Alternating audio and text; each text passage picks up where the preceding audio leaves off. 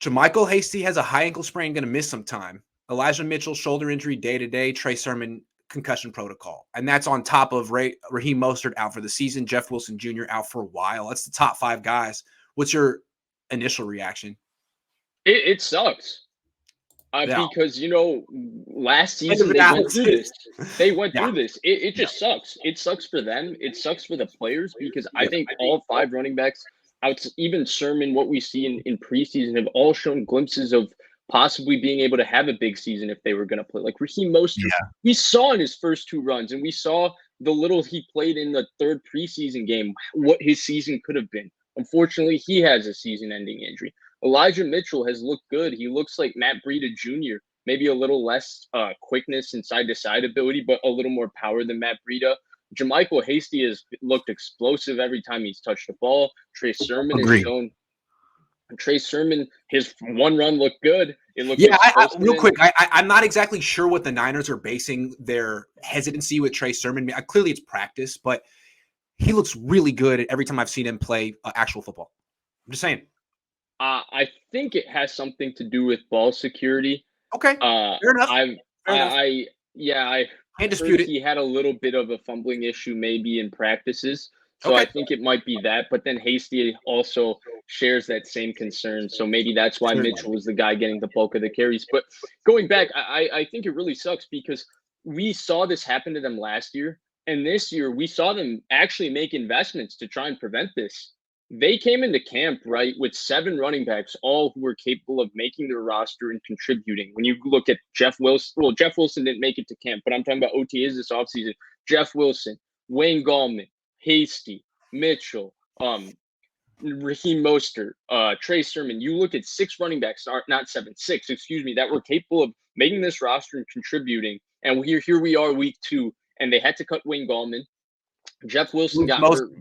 Who was the most durable one? Probably the least talented, but the most durable. Right. Yeah. Jeff Wilson, OTAs, he got hurt standing up. Raheem Mostert, unfortunately, 2 carries into the season, he's gone. Jermichael Hasty sprains his ankle. Elijah Mitchell yesterday battled it out after everybody else got hurt, but he's playing with a banged-up shoulder. And finally, Trey Sermon, 1 carry, and he has a violent, nasty concussion. And that entire watching Trey Sermon be on the ground and all of that was sad to see. That's the part of football that you don't like seeing because he was on the ground and he looked like somebody that was totally out of it. Hopefully he gets better from his concussion and all of that. So honestly, I would like to sum this up in a different way, but I think the thing that sums it up is really that it just sucks for the Niners and it sucks for the players. Well, let's look ahead. I mean, I think a lot of Niner fans were very optimistic that the Niners would beat the Packers coming up. Now, the Packers really look terrible week 1. We'll see what they look like tonight against the Lions, but the path to victory over the Packers is running them over like they have in the past. And it's just going to be hard to do that without those 5 guys. Now, maybe Elijah Mitchell will be fine. Maybe Sermon will be fine, and maybe they'll be able to do it. But as of right now, what is this, Monday? It's looking like, this is a really tough time to be down 5 running backs because the Packers are the easiest game of the next 3.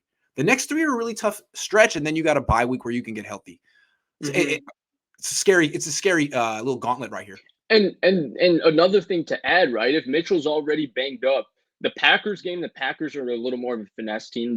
Physicality, I would say, has been one of their weaknesses. But Seattle has always been as physical as it gets, and their front 7 has always been physical. And then Arizona has a very, very physical front 7. So I think those 2 things, if you're going with a banged up running back, I think it's scary. And I think that's the biggest thing, right? I think all of us agree for the most part that Kyle Shanahan can kind of make it work with a lot of different people at running back. But those lot of different people have to have a specific skill set and be able to at least be on the field and do that. They're down all those lot of different people right now. Like if it was just Mostert and they had the other 4, we would be still very optimistic about this run game. But now it's Mostert, it's Hasty, it's Sermon, it's Mitchell, and we're sitting here looking like, is he going to turn Trent Cannon or Trey? Is it Trent Cannon? Is he going to have him? Austin Walter, maybe. But it's Trenton. But real quick, there are some options. They have Kerryon Johnson on the practice squad. He was a hell of a running back before he hurt his knee. Right. And they brought in 3 guys for workouts today: TJ Yeldon, Duke Johnson, and Who was the last one? Lamar Uh, Miller. All Lamar guys who Miller, have yeah. really had success in the NFL at times. Who would you like them to bring up to bring to the active roster if you could pick one of the four? So one of the four, I like the idea of moving on Johnson as we speak. I He liked was him. really talented coming out of He Auburn. was. Yeah. Yeah, and I think there might be something. Maybe he might not be the same. He had explosion when he came Yes, out he of did. Auburn. After that knee, he doesn't have that, but he might still have something. But I like the idea of Duke Johnson. I think Duke Johnson replaces Hasty. I Right. think the one thing Hasty has shown that separates him from the other backs is that he's clearly a notch up in the receiving game. I think Correct. even including Raheem Mostert, he is Yeah. very good in the receiving game. And I think Duke Johnson can replace that. And then I prefer actually TJ Yeldon to Lamar Miller. I think Lamar Miller is mostly done. I think there's been a Yeah. lot of wear and tear on his body. And I think he's also had a couple of serious injuries. And Lamar Miller was 4-4 all day when he came out of college. I don't Correct. think he's near that guy anymore. But I think TJ Yeldon doesn't have as much wear and tear. He's still a big, powerful runner. And I think he would bring an element of something the Niners lack that Sermon was supposed to bring, a more of a violent, patient runner rather than these super fast, upright, high collision runners like Right. Mitchell. Right. And I want to say so there's good news here. Running backs are always available, usually. And we just named four ones who are interesting. The best news is that the starting running back next week, I guarantee, will not be Jerick McKinnon. And that's good. That's a good thing. That is a good thing. Because every time the Niners hand the ball off to Jerick McKinnon last year, they did their opponent a favor. That guy had nothing left. I'm not sure. I'm not saying Kerryon Johnson has Hey, anything did you see left, him but yesterday? He had a nice reception. did he really? I wrote him Yeah. off too soon. Sorry, Jerick. Sorry, Jerick. All right, let's answer some questions. James says they could do a full Hard Knock season in the 49ers training room. Also, this offense looks worse than it did with Nick Mullins in garbage time.